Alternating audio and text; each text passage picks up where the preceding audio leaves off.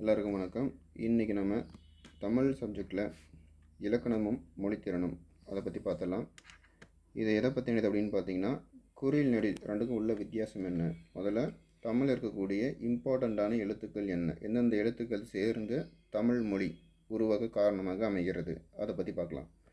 So இதை பற்றி தெரிஞ்சுக்கணும் அப்படின்னா ரொம்ப பேசிக்கான சில அடிப்படையான தமிழ் எழுத்துக்கள் பற்றி நமக்கு தெரிஞ்சிருக்கணும்.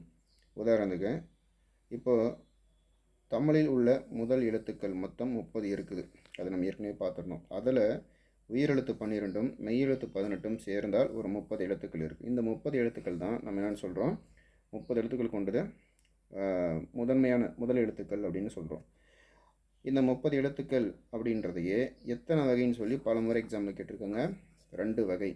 அதில் ஒன்று உயிரெழுத்து, இன்னொன்று மெய்யெழுத்து. ஸோ இப்போ உயிரும் மெய்யும் சேர்ந்து தான் ஒரு சொல்லை ஒரு மொழியை உருவாக்குகிறது அப்படின்னு சொல்லியிருந்தோம் இல்லையா. உதாரணத்துக்கு பாருங்கள், இங்கே அண்ணா அப்படின்ற மாதிரி ஒரு வார்த்தை கொடுத்துருக்காங்க.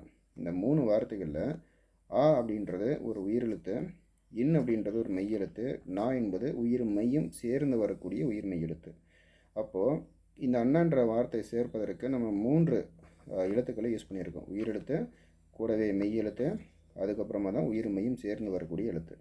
அப்போது உயிரெழுத்து ஆ முதல் அவு வரை அப்படின்னு நம்ம ஏற்கனவே பார்த்துருப்போம். அப்போது ஆ வந்துடுச்சு. இன் அப்படின்றது இக்கு முதல் இக்கு, இங்கு, இச்சு, இன்னு வரைக்கும் பார்த்திங்கன்னா புள்ளி எழுத்துக்கள்னு சொல்லுவோம். அதாவது ஆயுதம். இங்கே ஆயுத எழுத்து வந்துடுச்சு, இன் வந்துடுச்சு. அடுத்தது நா. இந்த இடத்துல தான் நாய் எப்படி வந்துச்சு அப்படின்ற மாதிரி யோசிப்போம். நா அப்படின்றது இன்னு கூட்டல் ஆ. இப்போது என்ன கிடைக்கும், நா அப்படின்ற நெடில் வார்த்தை கிடைக்கும். அப்போது இன் அப்படின்றது நமக்கு என்னது, மெய் எழுத்து அப்படின்னும், ஆ என்பது உயிர் எழுத்து அப்படின்னும் சேர்த்தோம் அப்படின்னா நமக்கு நா அப்படின்ற உயிர் மெய் எழுத்து கிடைக்குது. அப்போது மெய் தான் ஃபஸ்ட்டு வரும், அப்புறம் தான் உயிர் வரும். ஆனால் சொல்லும் பொழுது உயிர் மெய் அப்படின்னு தான் சொல்லணும். சரிங்களா? அதுக்காக மெய் உயிர்னு போட்டுறாதீங்க. இப்போ உயிர்மெய்ன்னு சொல்கிறதுனால ஃபஸ்ட்டு உயிர் தான் வரும் அப்படின்ற மாதிரி போட்டிங்கன்னா தப்பாயிரும். உதாரணத்துக்கு உயிர்மெய்ன்னு சொல்கிறோமா, அப்போ ஃபஸ்ட்டு தான் உயிர் வரும் அப்படின்னு நினச்சிக்கிட்டு உயிர் எழுத்து என்னது ஆ, மெய் எழுத்து என்னது இன். அப்போது ஆ கூட்டல் இன் போட்டிங்கன்னா ஆண் அப்படின்ற வார்த்தை தான் வரும். அது தவறு. சொல்லும் பொழுது எப்படி சொல்லணும், உயிர்மெய். ஆனால் உயிர்மெய் எழுத்து எப்படி நம்ம ரெடி பண்ணணும், எப்படி மேக் பண்ணணும், ஃபஸ்ட்டு மெய் எழுத்து வரணும், அப்புறம் தான் உயிரெழுத்து வரணும். உயிரெழுத்து ஃபஸ்ட்டு போட்டுட்டு மெய் எழுத்து ரெண்டாவது போட்டிங்கன்னா தவறாயிரும். இங்கே எப்படி ஆண் வந்துச்சோ அந்த மாதிரி தவறாயிரும். அப்போது இன் கூட்டல் ஆ, நா. ஓகேங்களா? சரி, இதுதான் எழுத்தை நம்ம அமைப்பதற்கான சரியான வழிமுறை. முன்னாடியே சொல்லியிருப்போம். அப்புறம் ஏன் நம்ம உயிரெழுத்து உயிர்மெய் அப்படின்ற எழுத்தில் மெய் உயிர்னு சொல்ல மாட்டேங்கிறோம் அப்படின்னா, உயிர் தான் எல்லாத்துக்குமே முதன்மையானது உயிர். அதுக்கப்புறம் தான் மெய் என்பது உடல். ஓகேங்களா? சரி, இதில் பாருங்கள், உங்களுக்கு பச்சை கலரில் கொடுத்துருப்பாங்க. இது எல்லாமே உயிர் எழுத்துக்கள். உயிரெழுத்து மொத்தம் 12ன்னு பார்த்தோம். ஓகேங்களா? அடுத்தது இக்கு முதல் இன்னு வரை இது மெய்யெழுத்துக்கள் மொத்தம் 18 கொடுத்துருக்காங்க. இந்த வார்த்தை என்றைக்குமே மறந்துடாதீங்க.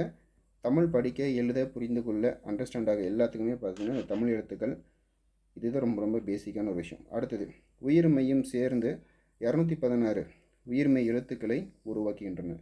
ஆனால் அந்த எல்லா எழுத்துக்களுமே நம்ம பேச்சில் பயன்படுத்துகிறோமான்னு கேட்டிங்கன்னா அப்படிலாம் கிடையாது. 216 எழுத்துக்களில் பயன்படாத எழுத்துக்களும் இருக்குது. எப்படி எடுத்துக்கிட்டாக்க ஒரு சில வார்த்தைகள் பாருங்கள் பயன்படுத்துவோம். கி, சி, பி, டி, தி, மி, இந்த மாதிரி உயிர் எழுத்துக்கள்லாம் உயிர்மெய் எழுத்துக்கள்லாம் நம்ம அன்றாட பேச்சுகளில் பயன்படுத்துவோம். சரிங்களா? கி, சி, பி, டி, தி, மி போன்ற உயிர்மெய் எழுத்துக்களை சில இடங்களில் பயன்படுத்துவோம். ஆனால் ஒரு சில வார்த்தைகள் பாருங்கள், நீ, ஜி, ஞவ், ஞவ், நவ் இந்த மாதிரி எழுத்துக்கள் பயன்படுவது இல்லை. தமிழில் ரொம்ப முக்கியமான முதல் தமிழ் எழுத்துக்கள் அப்படின்னா 30 மட்டும்தான். எது, உயிரெழுத்துக்களும் 12, மெய்யெழுத்து 18. 30 எழுத்துக்கள் தெரிஞ்சாலே போதும், மற்றதெல்லாமே அசால்ட்டாக அடிச்சிடலாம். ஓகேங்களா? சரி, இப்போது தமிழில் நம்ம அன்றாடம் பயன்படுத்த முடியாத சில வார்த்தைகள் எதுன்னு சொல்லி கூட கொஷின் கேட்கலாம். இதனால் பார்த்துக்கோங்க. அடுத்தது குறில் நடில் எப்படி உண்டாகுதுன்னு பார்க்கலாம். இப்போ முதல்ல உயிரெழுத்துக்களில் மொத்தம் எத்தனை குறில் இருக்குது, மொத்தம் எத்தனை நெடில் இருக்குன்றதை பார்த்துக்கோங்க. மொத்தம் 5 குறில் எழுத்துக்கள் உள்ளன. அதே மாதிரி மொத்தம் 7 நெடில் எழுத்துக்கள் உள்ளன. அதாவது ஆ முதல் அவு வரை 5 குறில் எழுத்துக்களும் 7 நெடில் எழுத்துக்களும் உள்ளன. இப்போது இந்த 5 குறில் எழுத்துக்கள் வந்து மெய் எழுத்துக்களோடு சேரும் பொழுது என்ன கிடைக்குது? உயிர் மெய்க்குறில் கிடைக்குது. அதே மாதிரி இந்த 7 நெடில் எழுத்துக்களும் மெய் எழுத்துக்களோடு சேரும் பொழுது என்ன கிடைக்குது? உயிர் மெய் நெடில் கிடைக்குது. ரொம்ப சிம்பிள் இல்லை? பாருங்கள், குறில் என்ன குறில்?